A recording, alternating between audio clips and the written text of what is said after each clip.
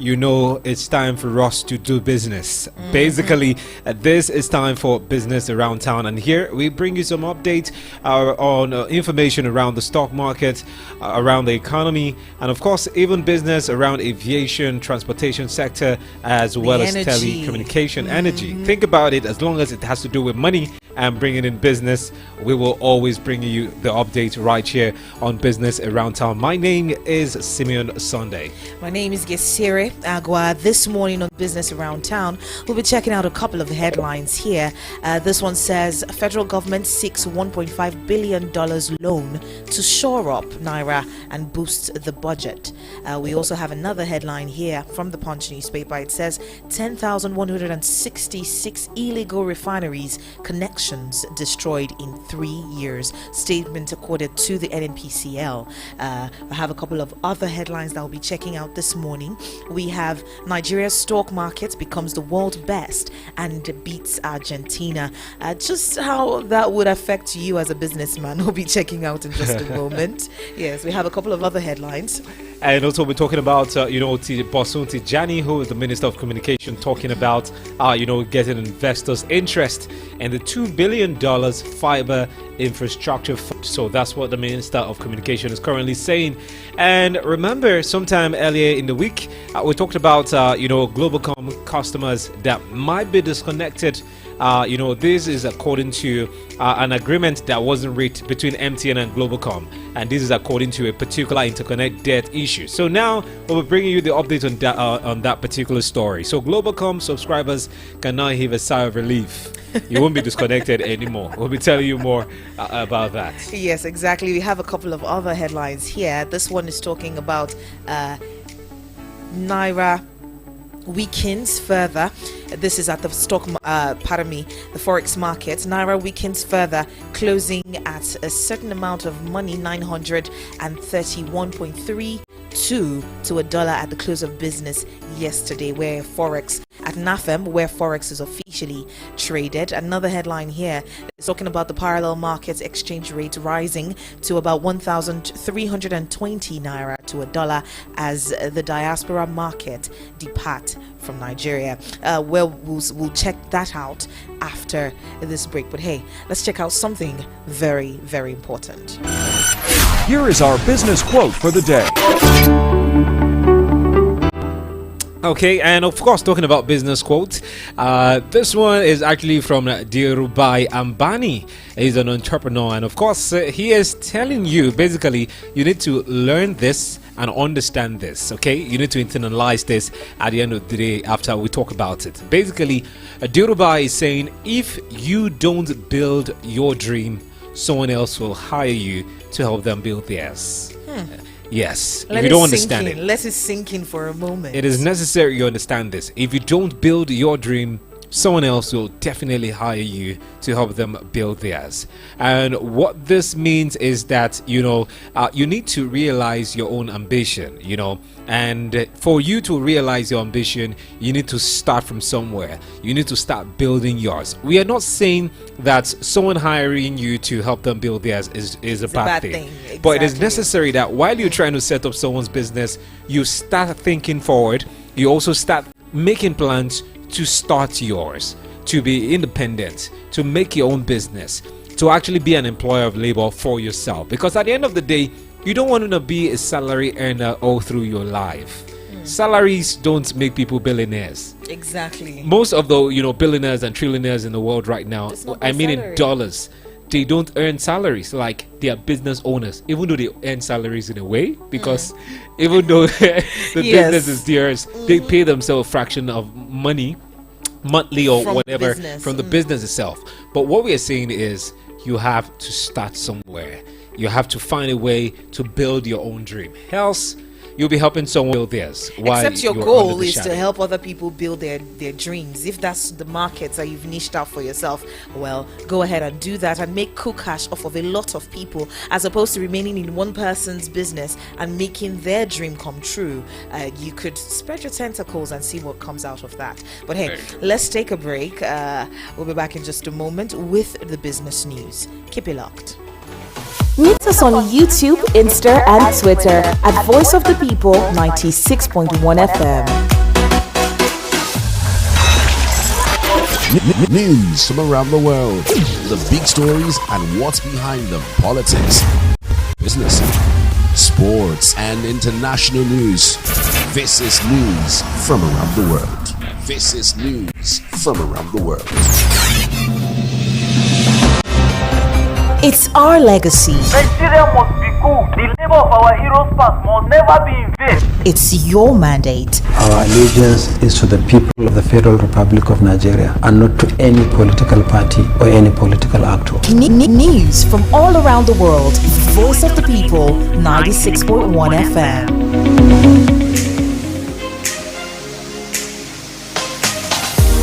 As a sharp business owner, you know you need to advertise your business, right? Don't lie, you need the adverts. So what better platform to advertise than with VOP 96.1 FM? Our rates are friendly and our reach extensive. Go ahead, take that bold step and advertise that business today. Give us a call on 080-5761-9720. That is 080-5761-9720. Visit us at our office at number 4 Ogbomosho Street, Romeo's Pizza Building, Area 8, Gariki, or send us an email on abuja@voiceofthepeople.ng.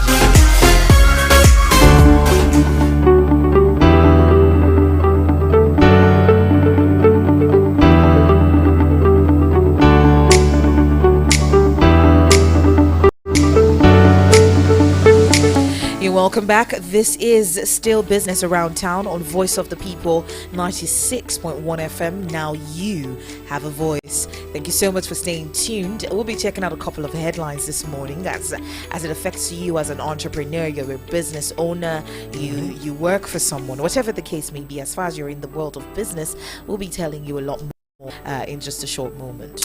Okay, talking about business around town, since it has to do with money, it is necessary we talk about the Naira redesign policy of the former CBN governor, talking about Godwin Emefiele. And I remember the drama that ensued during the Naira redesign, how Nigerians were, camping around for money and everything. And right now, the former president, talking about President Muhammadu Buhari, is defending Emefiele on Naira redesign. I remember at the time a couple of people criticized him and were saying he's doing some things independent of the president. And now the president is here, former president is saying, yes, I support him. And Muhammadu Buhari has stoutly defended the redesign of the Naira by the Central Bank of Nigeria. And this was ahead of the 2023 general elections, claiming that the policy gave the country what he calls clean election, but did not elaborate on what it means.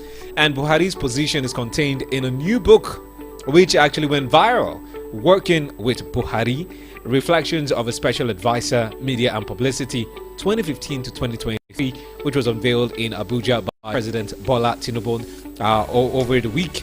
And in the book, Buhari spoke elaborately on the controversial Naira redesign and why he did not sack the former CBN governor when his posters for the presidency of Nigeria hit the country physically and also in the media space. And of course, the former president said it would have been wrong for him to sack Emefiele, since he did not inform him or any of his aides that was contesting the presidency. But still talking about the Naira redesign policy, the former president stood behind him and he said that Naira redesign policy gave Nigeria a clean and fair election.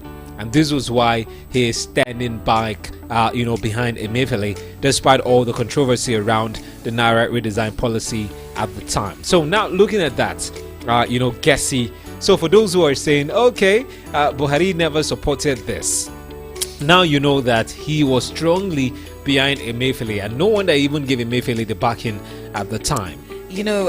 When you have politicians who speak like this, you wonder if they're aware of what the rules say, because the rules clearly state, based off of the the Electoral Act that was amended, right?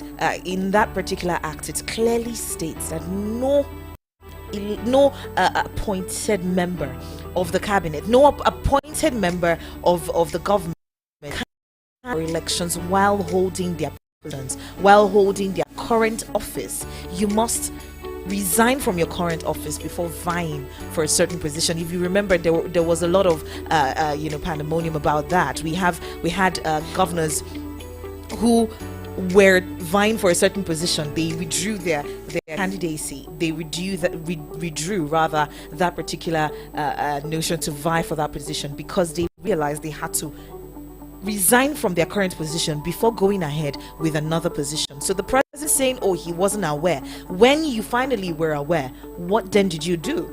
He wasn't aware. So let's leave it at that. Let's leave it at that. Wasn't aware.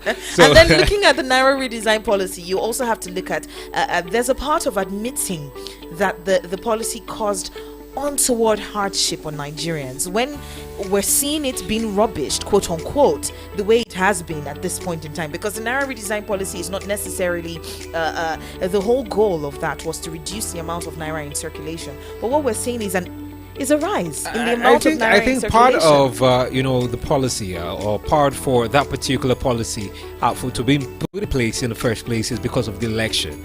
And even the president, former president Muhammadu Buhari, said indeed this Naira redesign policy gave Nigeria a cleaner election compared to what we've seen previously, because now those who had the old cash stashed in their houses couldn't use it. Money were moving. Money still moved. We had politicians who were spraying people in bundles of the new Naira notes just before the elections. We saw that play out. Some people were even arrested. We saw that play out.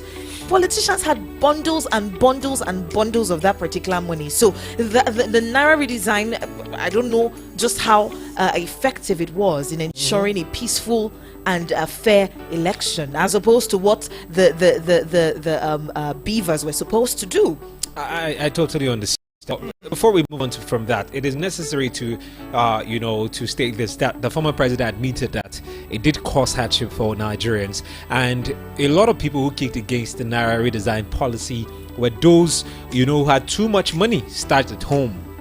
They were the one kicking against this. They were the ones even sponsoring people to kick against that particular policy. But at the end of the day, the policy came into effect while he was still in office, and it gave Nigeria a cleaner election. And that's why, in his own way, he gave Emefiele kudos for that particular policy, which he bought him. All right.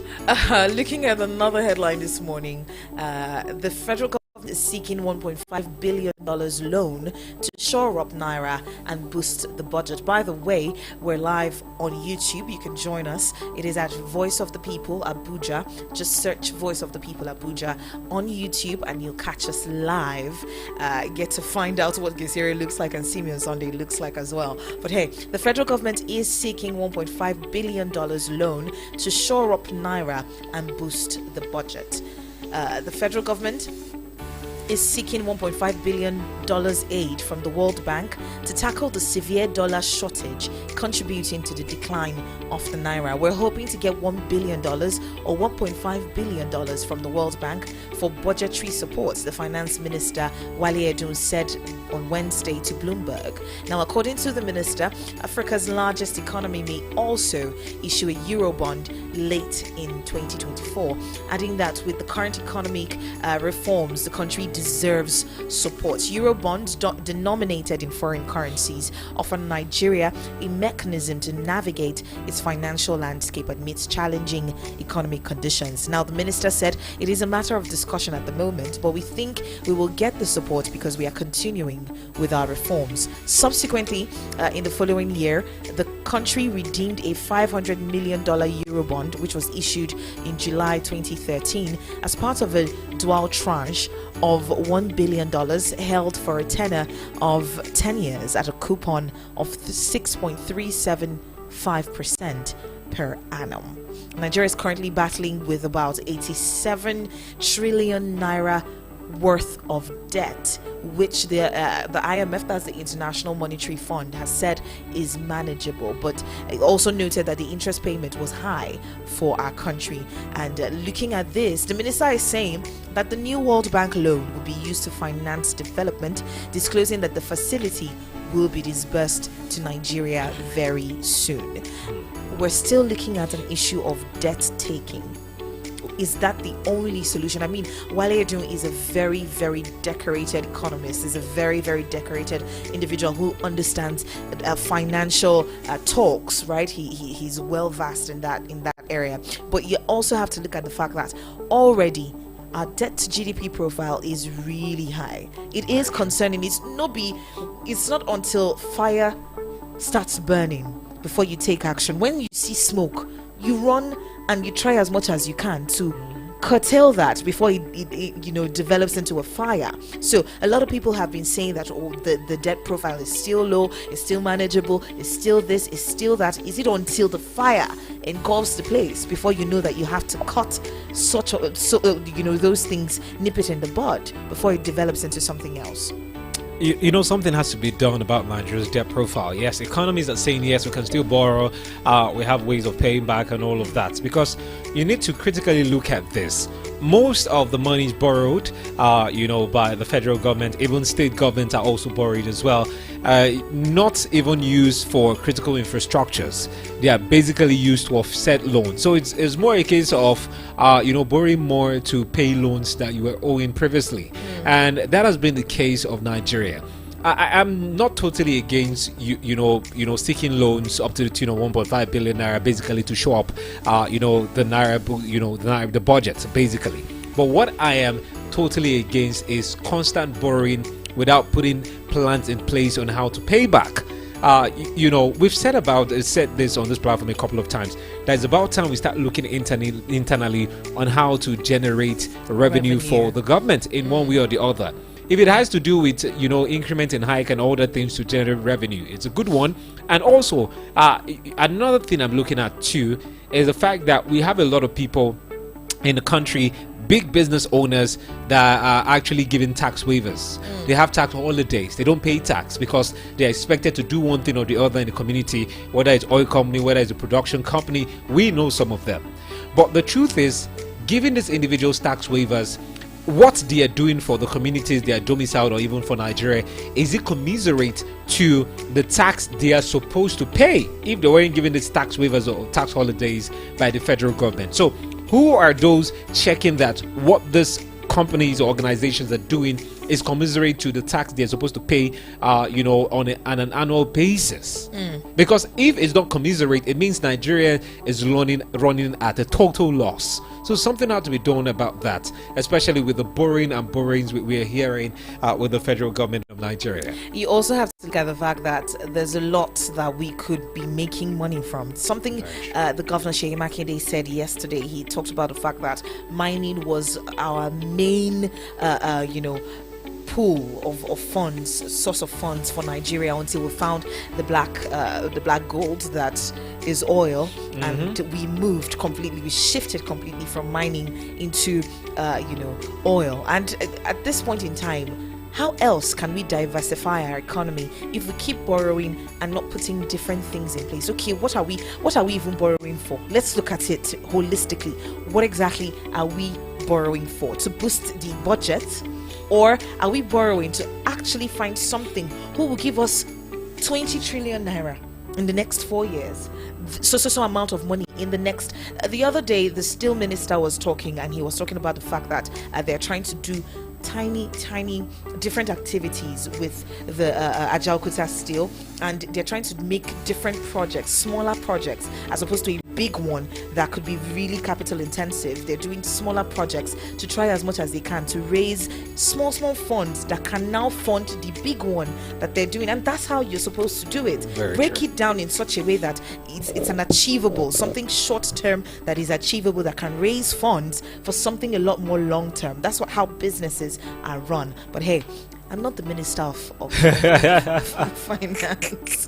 Let's move on to another headline this morning. Let's talk about Nigeria's crude oil production that has actually risen by 1.4 million barrel per day, and this is according to OPEC. And looking at that report, Nigeria's crude oil production rose to 1.418 a million barrels in December 2023, a report by the Organization of the Petroleum Exporting Countries has said OPEC in its monthly oil market report for January 2024 said Nigeria's crude oil production increased by 100 million barrel per day from 1.319 million barrel per day in November, according to secondary sources.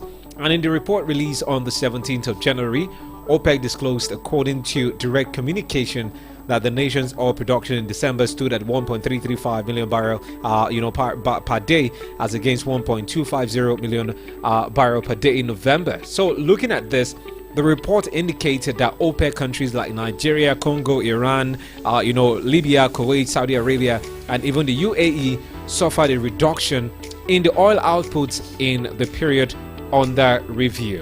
And of course, according to the secondary sources, total OPEC 12 crude oil production averaged 26.7 million barrel per day in December 2023, and this is higher by 73 barrel day month on month, based on the report by OPEC. So right now, Nigeria's crude oil production has risen by 1.4 million barrels per day, according to this. And now, looking at this, what Nigerians are asking is, what is the implication of the crude oil production increase? Is it that we'll now see more monies for the federal government of Nigeria? Do we now have more crude to export? What does the layman in Nigeria, the average Nigerian, get to benefit from the increase in the production of crude in the country? Because at the end of the day, if there's nothing for the average Nigerian to benefit from, you get to ask yourself, what's the point of increment in the first place, even if they increase the barrels of production per day? Okay, so while we're increasing our outputs, the amount of a million barrels per day that we're producing, right, we're still having the issues of illegal refineries. The NNPCL has come out to say 10,166 illegal refineries and connections have been destroyed in 3 years. The NNPCL on Wednesday said a total of 10,166 illegal refineries and crude oil connections were destroyed in Nigeria since 2021. It specifically stated that over 5,686 illegal refinery sites were destroyed, while 4,480 illegal crude oil connections were removed during the review period. The NNPCL's Group Chief Executive Officer Emefiele disclosed this while speaking as a guest lecturer during the 2024 faculty lecture titled Energy, Security, Sustainability and Profitability in Nigeria: Advances, Challenges and Opportunities. This was organized by the Faculty of Science at the Obafemi Awolowo University, Ile-Ife, on Wednesday. Now, commenting on the challenges that have been posed by pipeline vandalism and crude oil theft in Nigeria, Kyari, in a statement issued by the company in Abuja, observed that the issues had impacted the NNPCL's operations adversely. He, however, stated that the establishment of a command and control center had aided the detection and destruction of illegal refinery sites, removal of illegal connections, thereby addressing the vandalism across operating corridors since 2021. Wow. We're still talking about the same thing. Where's the political will in finding all these loopholes in our oil economy? Right? How much effort are we putting in place to ensure that these, because you're looking at 10,000, right, in 3 years. If you're looking at 10,000 in 3 years, since oil was discovered in Nigeria to today, are you telling me that there isn't more than 10,000? The truth is, almost on a monthly or quarterly basis, we see the NNPCL, release data of, illegal refineries discovered and destroyed and all of that. It's an ongoing discovery. The truth is, there's still more, possibly thousands, of these illegal refineries and different connection points to the pipeline, and of course vandals doing their job as well. But the thing is, we just hope that the federal government decisively get to deal with this element that's making Nigeria lose billions and trillions of naira almost on a daily basis as a result of their vandalism and establishment of illegal refineries across the country. And quickly, let's touch on the oil and gas sector and bring you the report on Shell. I don't know if you saw the report, I think sometime 2 days ago. where there were flyers being distributed that Shell is about to exit Nigeria because they were selling, their onshore business. And right now, Shell have come out to debunk it, and they've denied the speculation that it was leaving Nigeria after they sold or after selling its onshore business in the Niger Delta. And according to the reporter, Shell on Tuesday announced that it had reached an agreement to sell its oil business in the Niger Delta